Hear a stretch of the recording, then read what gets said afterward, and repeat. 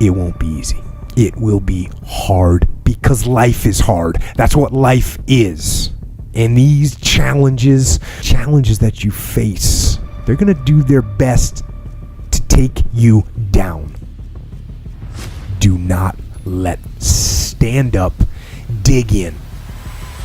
Line up those problems and confront them, face them, fight them. Do not let them bring you down. In fact, let those challenges raise you up. Let them elevate you. Let their demands and their trials make you stronger.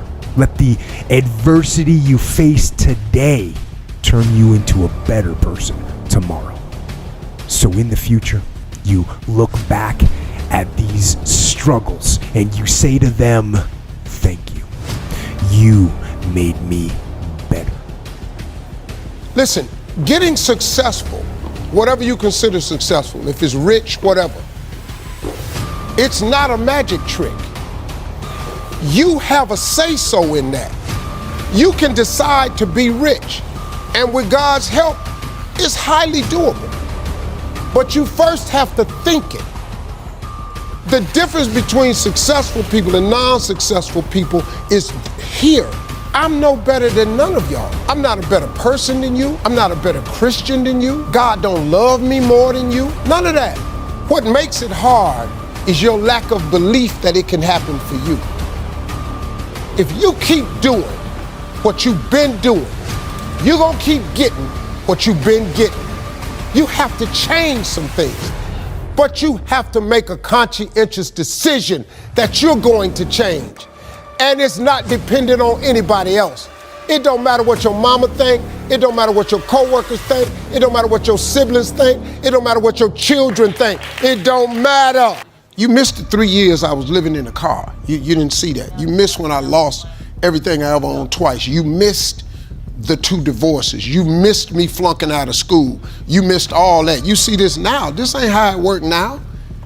Yeah, oh, it look easy. Yeah, I make it look easy. This hard. Come out here, come turn this corner and just do what I do.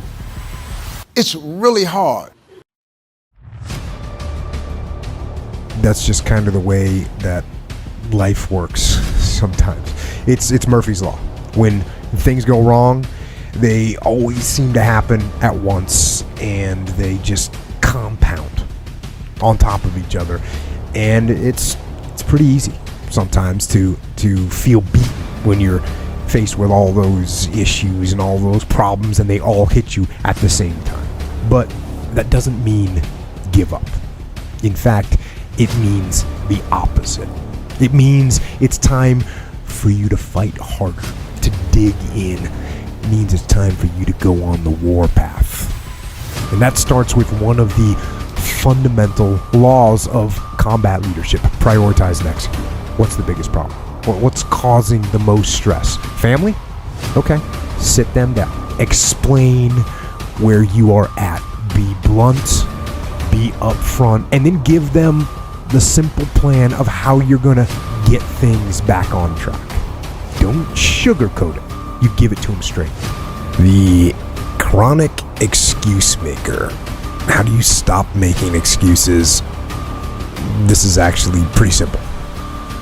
And I said it the other day, and you have to realize, you have to know, you have to accept that all your excuses are lies. They are lies, all of them. Think about the things that you tell yourself, the lies you use to rationalize taking the easy road. Taking the easy road and leaving discipline behind. Think about them. You don't have time. That's a lie. You don't have support. That's a lie. You don't have the equipment or the gear. Lies. You don't know the best way. Who cares? That's a lie. Or you're too old, or you're too young. Of course you're too old or too young. Lie. And there's you're too busy. Sure you are. That's a lie. And you're too tired, or you're too sore, or you're just plain not feeling it. Lies, lies, lies. And the list goes on and on and on. And it doesn't stop if you don't make it stop. So recognize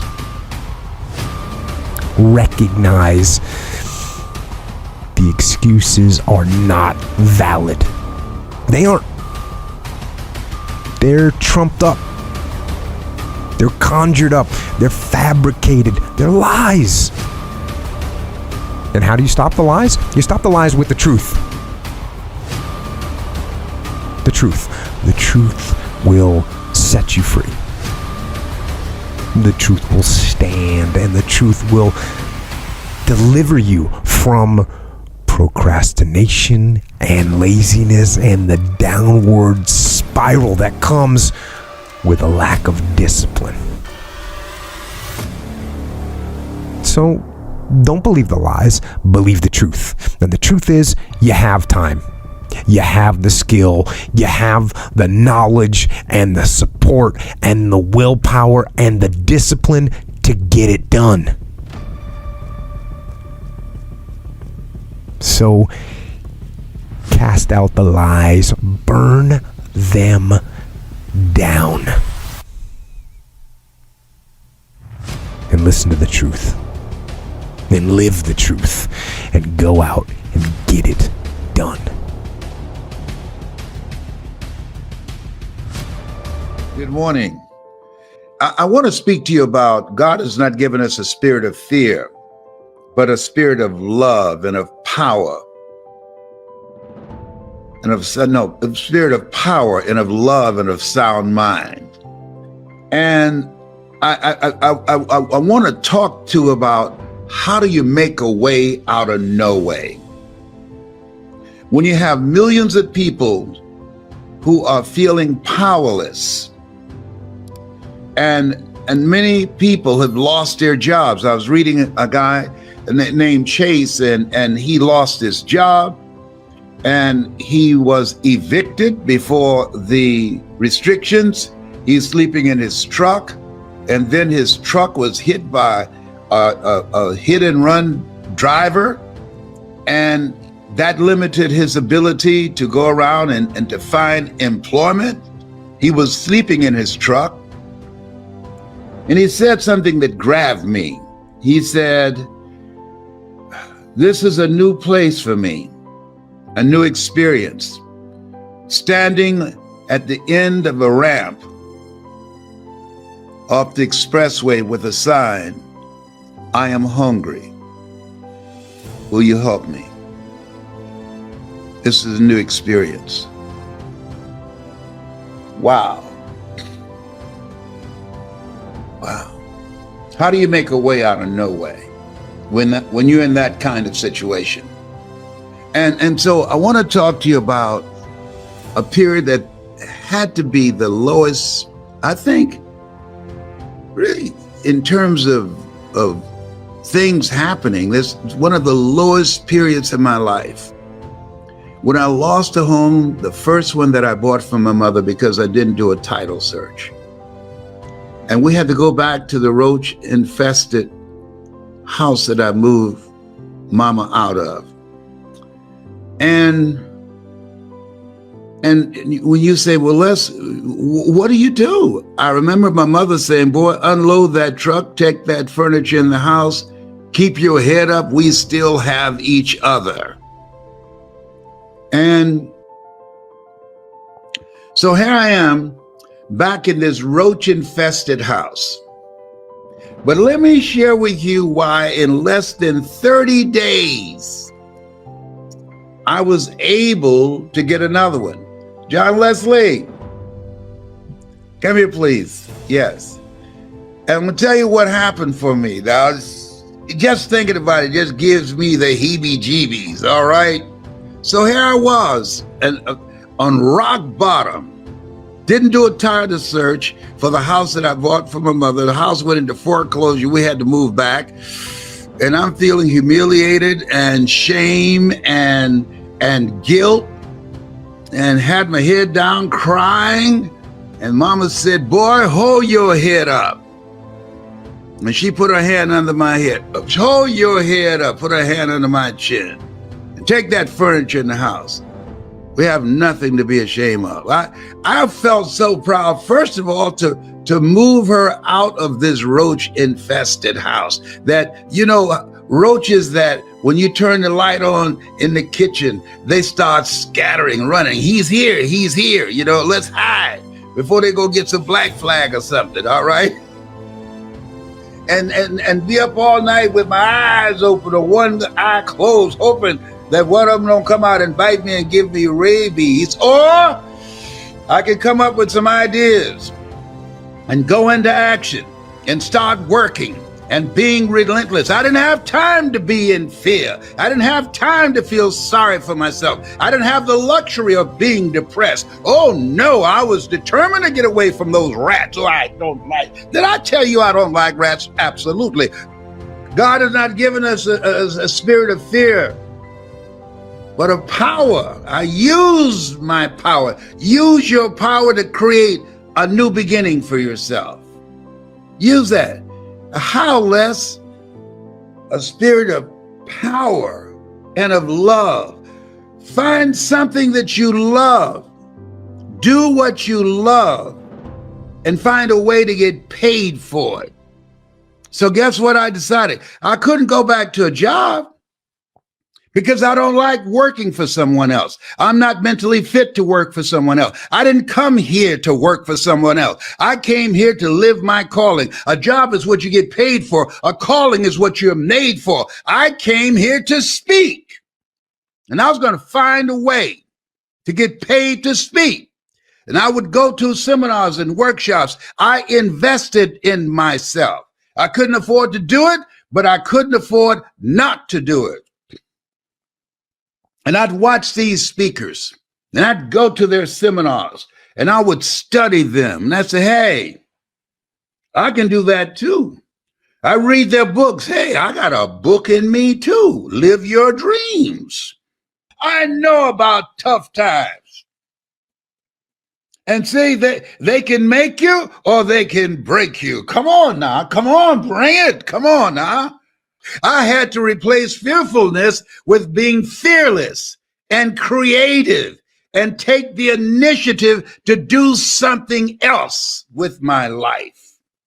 See, we all have these tough moments in life. Walt Disney filed bankruptcy 7 times and he had 2 nervous breakdowns. Oh, he was bent, but he wasn't broken. He kept creating. Someone stole his first cartoon that had great promise, and someone stole it. Somebody on his team stole it from him. His heart was broken, but he didn't stay there being angry and bitter and talking about it. He created Mickey Mouse. Had that person not stole his first cartoon, Elmer, Mickey Mouse would not have been born. Many times when one door closes, another door opens, but we many times spend time looking at and talking about the closed door. We don't see the open door. But I must add, he told his family, no matter what you do, file lawsuit after lawsuit and get my first cartoon back. And last year, his family won the lawsuit. And now that cartoon that was stolen from him, he orchestrated that from the grave. That was a bad boy. The family, the Disney family, got it back. Listen, let me share something with you here.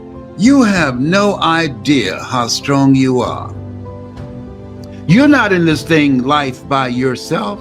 And my heart goes out to people who have lost loved ones or loved ones have been diagnosed with the coronavirus. But one of the things that I know about this thing called life, when I lost the first house that I bought for my mother, I had to, 1, recognize what had happened, the role that I played in it, and two, I had to keep it moving. Got to keep it moving.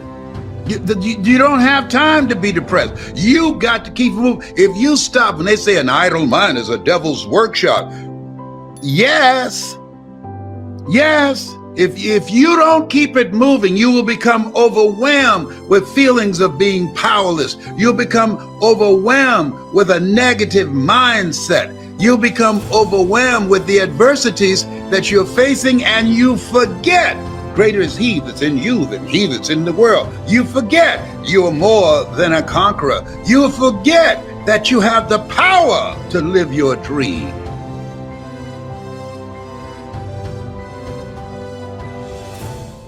I want to start with the attention spans that we have.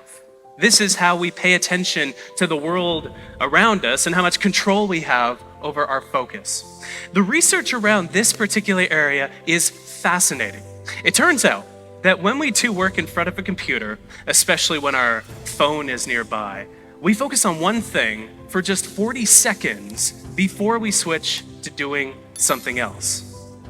And when we have things like Slack open as we're doing some work, this lowers to 35 seconds. But the reason that this is the case is not what we might think after looking at the research. We think the problem is that our brains are distracted. But after looking at the research, this is what I've come to know as a symptom for the deeper problem, which runs much more deeply. It's the root cause of this distraction. It's not that we're distracted, it's that our brains are overstimulated. It's that we crave distraction in the first place. Our brains love these tiny little nuggets of information and social media and email and these things that we do over the course of the day. There's even a mechanism in our mind called the novelty bias, by which our mind rewards us with a hit of dopamine, one of those wonderful pleasure chemicals, the same one that we get when we eat and order a whole medium pizza from Domino's, the same one that we get when we make love. We get that same stimulation when we check Facebook. We get this dopamine coursing through our mind, and so we not only crave distraction, but our mind rewards us for seeking out and finding distraction in the first place. So this is the state of our minds today. We're at this hyper-stimulated state where we bounce around between these bunch of different objects of attention that are very, very stimulating for our mind. And so I thought, okay, if the phone had this impact on my attention span, what if I lowered how stimulated I was even more still? And so, this feeling that we experience when we go from being in a state of high stimulation into a state of low stimulation, it has a name. That name is called boredom. This restlessness that we feel when we have this super busy week and then we're lying on the couch on a Sunday afternoon thinking, all right, what am I doing now? So I put out a call to the readers of my website and I asked them, what is the most boring thing that you can think of doing? I'm going to make myself bored for an hour a day for a month. And so I did some stuff that I still am upset about from my readers to this day. Day one, I read the iTunes terms and conditions for 1 hour. It's actually shorter and more readable than you might think. Day 4, I waited on hold with Air Canada's baggage claims department. It's very easy. This is the trick. If you want to make yourself bored, don't call the reservations department. Call the baggage claim people, because you're going to wait for hours if you ever get through it all. Day 19, I counted all the zeros that I could in the first 10,000 digits of pi. Day 24, I watched the clock. Tick, tick, for 1 hour. And 27 other activities this month. Jeez. I still think back. But curiously, I noticed the exact same effects as I did during the smartphone experiment. It took about a week for my mind to adjust downward into a newer, lower level of stimulation. And this maps curiously on top of research that shows that it takes our mind about 8 days to fully calm down and rest, like when we're on vacation as an example. Our vacations need to be longer than they are today. But I also noticed that my attention span expanded. I was able to focus even more effortlessly because I wasn't surrounded by fewer distractions, but my mind was so much less stimulated that it did not seek the distraction in the first place. But the fun part were these ideas and plans that struck me that didn't before. And the reason that this is the case is because my mind had a chance to wander more often. There's a great quote that I love that you might be familiar with from J.R.R. Tolkien, where he says that not all those who wander are lost. And the exact same thing is true, it turns out, with regard to our focus, with regard to our attention. If you think back to when your best, most brilliant ideas strike you, you're rarely focused on something. Maybe this morning you were taking a shower, or maybe some morning in the past, and then your mind had a chance to connect several of the constellations of ideas that were swirling around in your mind to create an idea that would never have materialized otherwise if you were focused on something else, on your phone, for example. This is a mode, especially when we do this deliberately, when we deliberately let our mind wander. I call this mode scatter focus. And the research shows that it lets our mind come up with ideas. It lets our mind plan because of where our mind wanders to. This is fascinating. It turns out that when we just let our attention rest, it goes to three main places. We think about the past, we think about the present, and we think about the future. But we think about the past less than we might think. Only about 12% of the time, and often the time we're recalling ideas in these thought-wandering episodes. But the present, which is a much more productive place to wander, we wander to think about the present 28% of the time. And so this is, it's something as simple as you're typing up an email and you can't find a way to phrase something because it's very delicate, maybe it's political. You go and walk to another room, you go to another room of the house, of the office, and the solution hits you because your mind had a chance to approach it and prod at that problem from different directions. But here's the thing. Our minds wander to think about the future more than the past and the present combined. Whenever our mind is wandering, we think about the future 48% of the time. This is why when we're taking a shower, we plan out our entire day, even though it hasn't started yet. This is called our mind's prospective bias, and it occurs when our mind wanders. If you're good with math, or maths, I should say, not in Canada anymore, these numbers don't add up to 100. It's because the rest of the time our mind is dull, it's blank, or it doesn't have an idea inside of it that is rooted in time. But whatever it is for you that lets your mind wander, something that's simple, something that doesn't consume your full attention. Mine happens to be something that is not necessarily stereotypic of my age and gender demographic, but I love to knit. Knitting is one of my favorite hobbies. I knit in planes, I knit on trains, I knit in hotel rooms. I was knitting in the hotel room before this event today because it helps calm you down, it helps settle your nerves. And I come up with so many ideas when I knit. I have a notepad next to me. But whatever it is for you, it might be taking that extra long shower. It might be taking a bath, upgrading your shower to a bath so you can soak not just with your body, but with your ideas as well.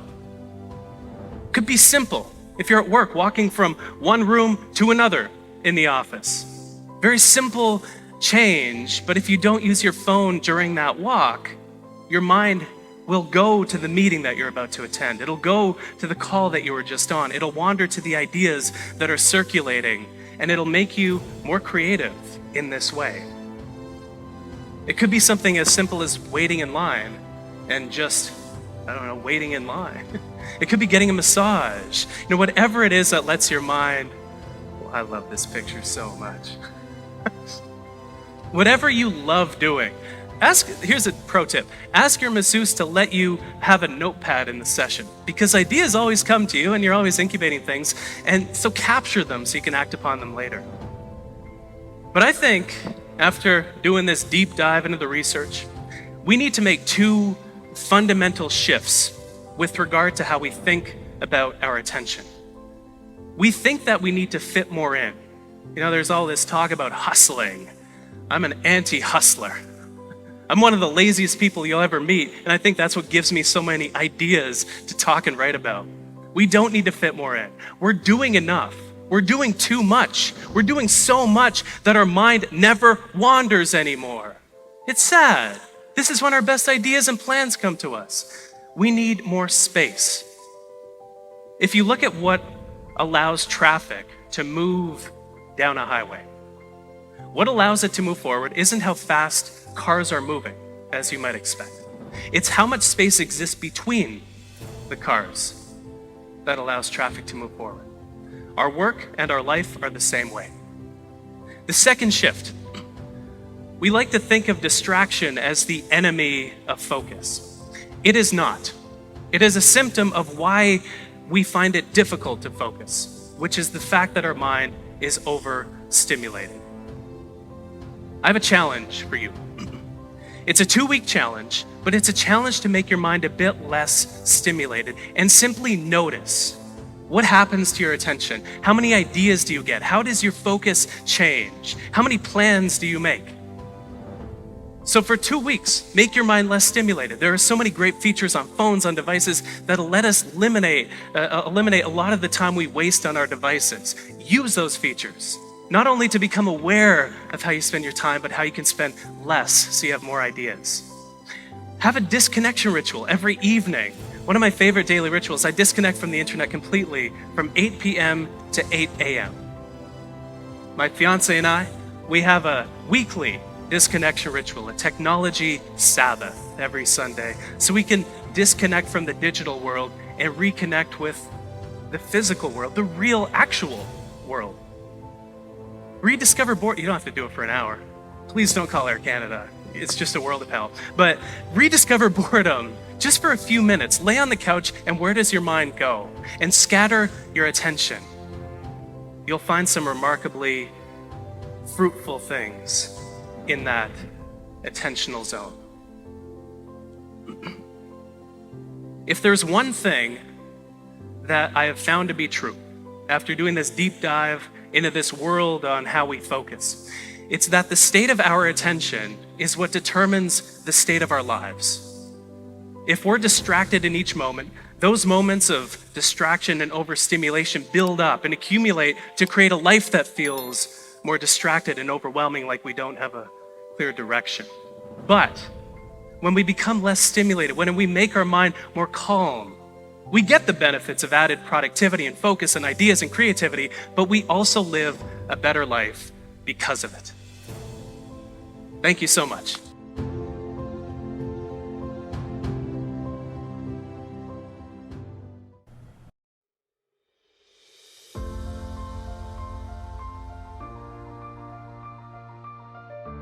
Three things that cause procrastination. Number one, very few people in the world suffer from this, and this is arousal.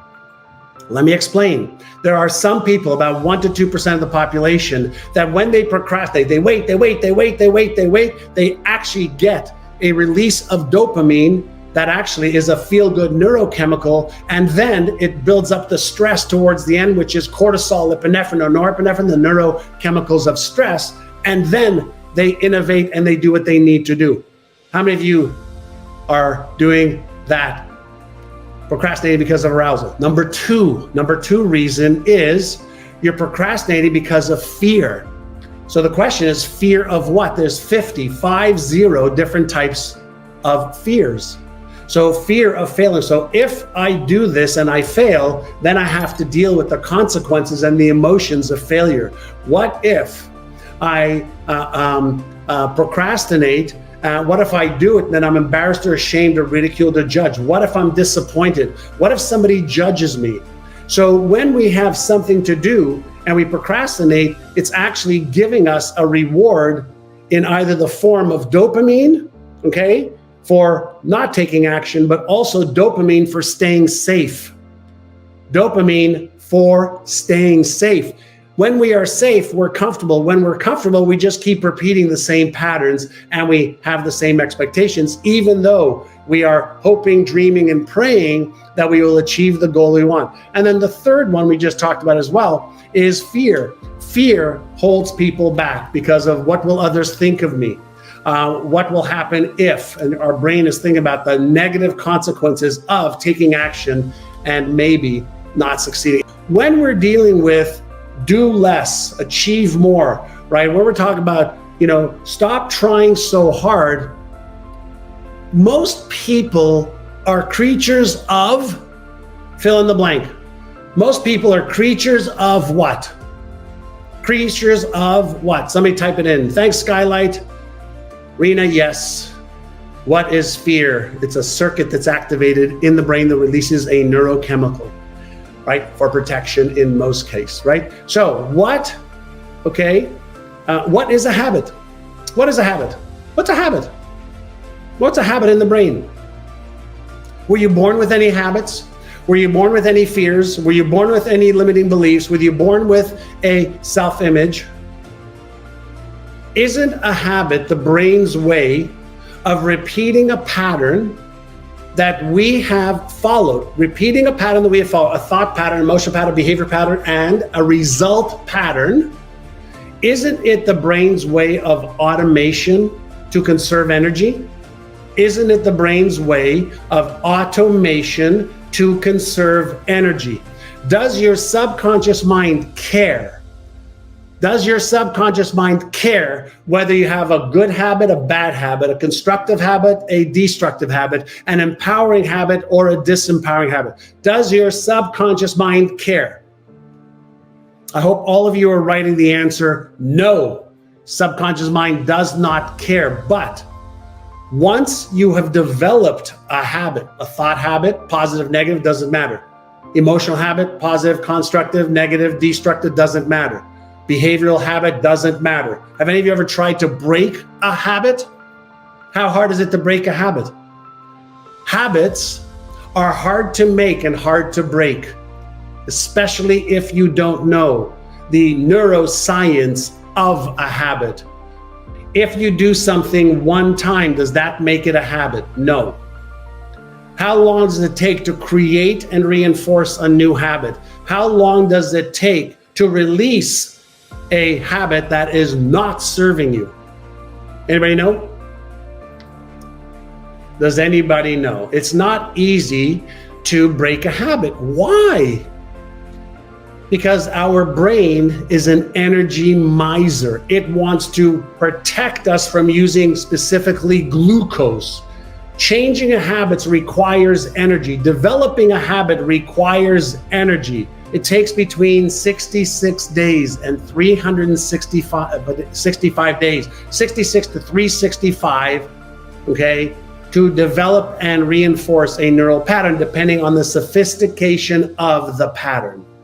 Think of it as software. How long does it take you to write software code for a cell phone or your computer? And the answer is, well, it depends. If it's a simple software code, it's easier. If it's complex, it takes longer. Does that make sense? So listen, when we are talking about doing less to achieve more, do you think that there's some things you might be able to learn from neuroscience or neuropsychology? Because if you want to learn how to achieve more and do less, then yes, start off with a vision of what you want. And then we have to work on the internal mechanics, the neuromechanics of how our brain works so that we are more efficient. And the way we are more efficient is we model the behaviors, we model the skills, we model the patterns, of doing it right versus doing more of what's wrong. But we do what we do because of habits. 96 to 98% of all of our behaviors are habitual, right? So when we are being smarter, we're actually thinking first. We're not doing and reinforcing patterns, we're thinking first. And then we're laying down a plan of behavior so that we could be efficient by modeling success. Put God first. Put God first in everything you do. Everything that you think you see in me, everything that I've accomplished, everything that you think I have, and I have a few things, everything that I have is by the grace of God. Understand that. It's a gift. I've been protected. I've been directed. I've been corrected. I've kept God in my life and it's kept me humble. I didn't always stick with him, but he always stuck with me. So stick with him in everything you do. If you think you want to do what you think I've done, then do what I've done and stick with God. Today is the beginning of the rest of your life, and it can be very frightening. It's a new world out there. It's a mean world out there, and you only live once. So do what you feel passionate about. The only way to do it was to go outside the box. So don't be afraid to go outside the box. Everything you're going through is preparing you for what you asked God for. You just got to quit tripping while you're in the process, because the process is necessary. You may not see it now, but when he gets you on the other side of it, you're going to see exactly why it went that way, and you're going to be okay with it. But quit tripping during the process. Oh, Lord, why me? You ain't the only one. Oh, Lord, why me? You ain't the only one.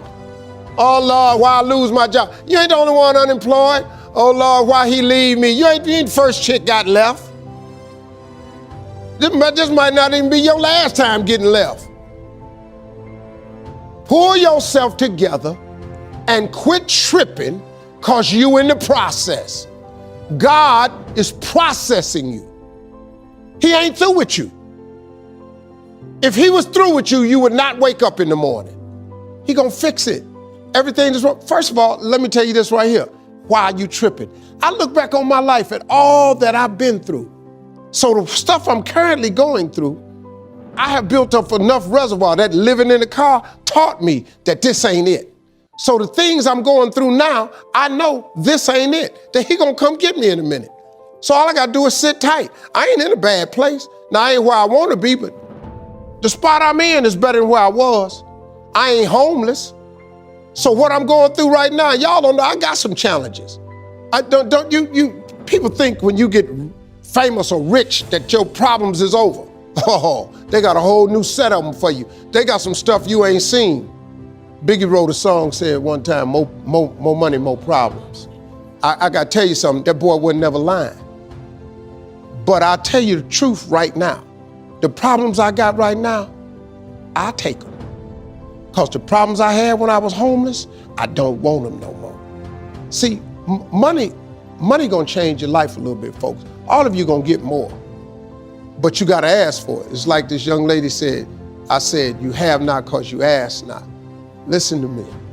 The Bible says you have not because you ask not. It didn't say you have not because you don't make enough. It didn't say you have not because your credit ain't straight. It simply say you have not because you ask not. But you don't ask because you ain't got that together. When you ask God for something, quit tripping. He got it from him. Well, Lord, if I could just stay with him a little bit longer. Maybe you don't need him. Maybe he the reason you ain't got nothing now. Well, I don't want to leave him because I've been with him 8 years. God can't give you what you want because you want to hold on to what you got. You all in the way. Now you telling him how to bless you. You can't tell God how to bless you. It's a simple process. The only reason I'm telling you this, because this is how I made it. I just do me. I'm just being me. I stay uniquely who I am because you are okay just the way you are, because God made you uniquely who you are. He wanted you to be just like you are. If you look at life and just step outside for a minute and quit tripping, it really ain't no problem.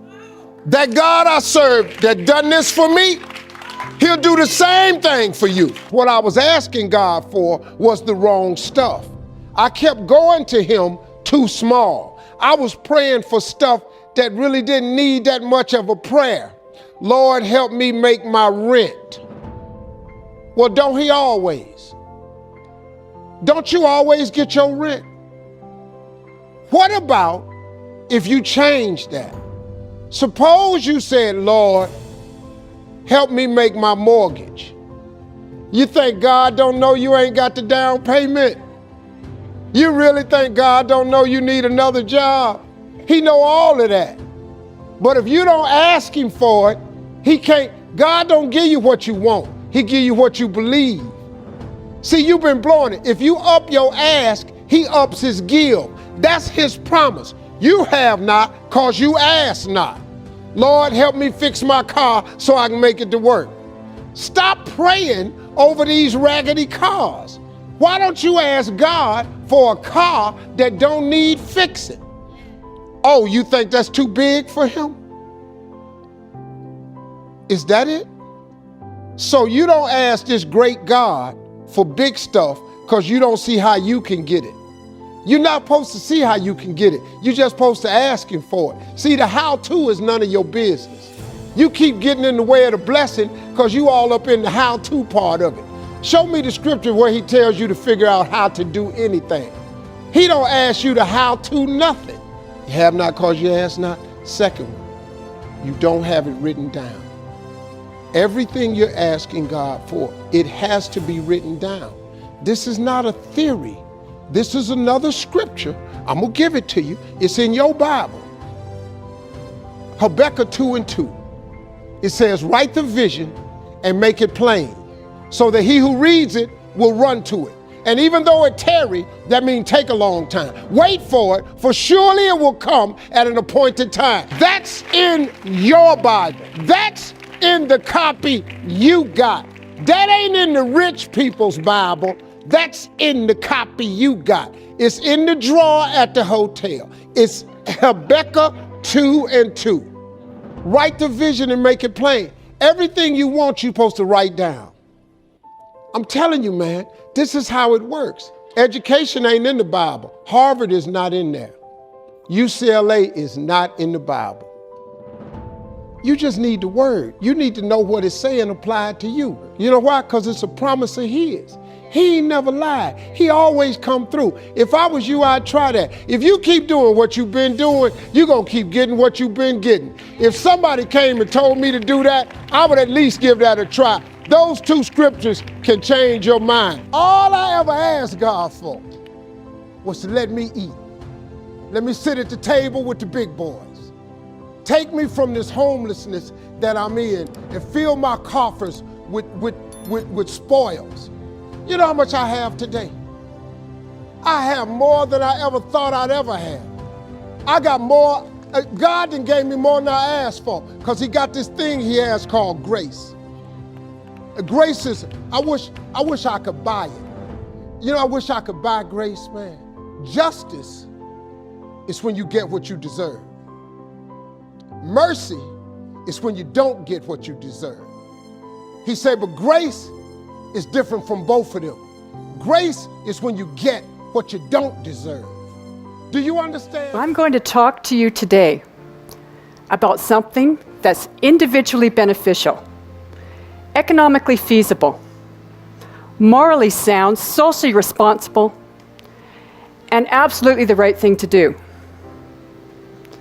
I'm going to talk to you about 3 of my citizen heroes who took those 5 things and created the community they wanted to live in through the power of walking. Now, when I was raised in the 60s and 70s, now that was the late 60s and early 70s, everybody walked to school. Moms and dads belonged to church organizations and service clubs, and everybody's mom was part of the Parent Teachers Association. There was a kind of community and social connectiveness through social service. Robert Putnam, in his book Bowling Alone, which was written over 20 years ago, talked about the fact that in society, when you look at your contacts outside of your work and your home, there are only 2 people that you are seeing on a face-to-face basis, on a weekly basis. And think about that. He wrote that 20 years ago. And that's where walking comes in. If you are walking on a sidewalk or in a city, you are increasing your chance of having personal interfacing, face-to-face eye contact and connections with other people you see on the street. Walking is also sustainable. It's carbon neutral. It's also inexpensive. All it costs is a really good pair of walking shoes. Walking is also our connection to this place, to the sky, to the earth, and it's something our parents, parents, and indeed our ancestors have done. Walking is just quite simply the right thing to do. And if you create really good walking environments, you are creating environments that are also accessible to people that are wheeling in a wheelchair or using a stroller or pushing a stroller. It's just morally sound. If we could find a way to garden each of these sections, it provides, you'd have an area between the curb and sidewalk that's gardened that'd be beautiful. Everyone could come out, it would be community, you'd have something else to talk to besides, or to talk about other than the prostitution and how bad the street is. And then I got a solution. So I went to Peter, I said, I've got a solution, Peter. And I realized that the city of Vancouver has all the green waste that's collected from all the neighbors. It goes away to the magical place called the landfill, and it's made into fabulous soil, composted soil. It's great, great soil. And I said to Peter, I'm going to send dump trucks full of this soil out. And we're going to have massive dig in and dig out parties. And we're going to take each section of Windsor Street and we're going to close it off and have massive street parties. And we're all going to come out and we're all going to help each other build these gardens. And the way we're going to get around it, we're going to mound the soil up. So the soil is going to be 3 feet above the line where all the city services are, way below. So when we plant the plants, which I will get from a grant, a small grant, then we'll have this incredible planted street. So we called the program Blooming Boulevards because everything needs to have a name. And we also called it a demonstration project. So if you are doing projects with planners, or if you're a planner, or if you're a member of a community, call it a demonstration project with the city, they will approve it. So, and we went out, we started to dig up. The idea just went wild. People started having these massive parties. They bring their barbecues out in the middle of the street.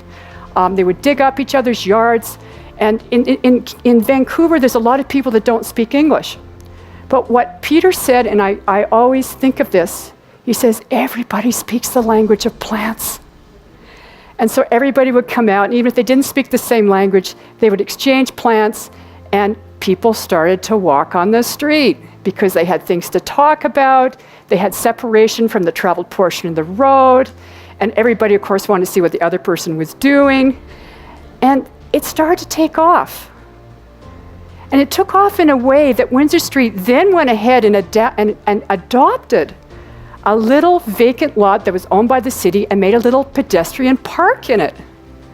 And then it went a step farther. They got a grant from the city to do public art on the street poles. And then other communities, other cities, and other neighborhoods in Vancouver wanted to have the Blooming Boulevard program. Well, today, Blooming Boulevards is done throughout the city as city policy in any single family housing area. Windsor Street, which was starting to look really good and now connecting all those schools and parks together, was looking so good it became a bikeway. And the good part of being a bikeway is you get more traffic calming, which means what I didn't have money to do, which is to make a traffic calm neighborly street, they now had. And you know, they truly were people that knew it was morally right and responsible to create the community they wanted to live in through the power of walking. Now, when you look at the economic feasibility of walking, you can look at it 2 ways. One is from a resident's perspective, and one, of course, is the business owner. For a resident, if you live in a walkable community, you are spending 50% less on your transportation costs. You are twice as likely to have really good blood pressure, and you're much, much more likely to be fit. My friend and colleague, Dr. Larry Frank, that teaches at the University of British Columbia, did a massive survey and study. And he found some really interesting things when he started talking to people that lived in cities and people that lived in suburban environments. He found that 2/3 of people in urban environments and almost half of people in suburban environments wanted to live in a walkable community that connected their schools, shops, and services.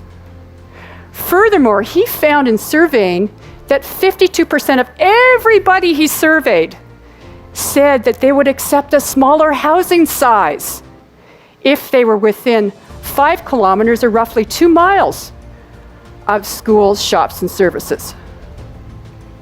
Now, the news for businesses is also really good.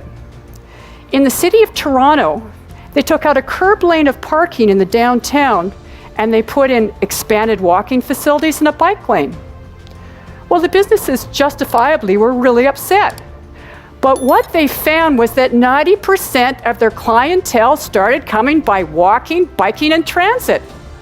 And furthermore, even at peak times, only 80% of the parking was occupied.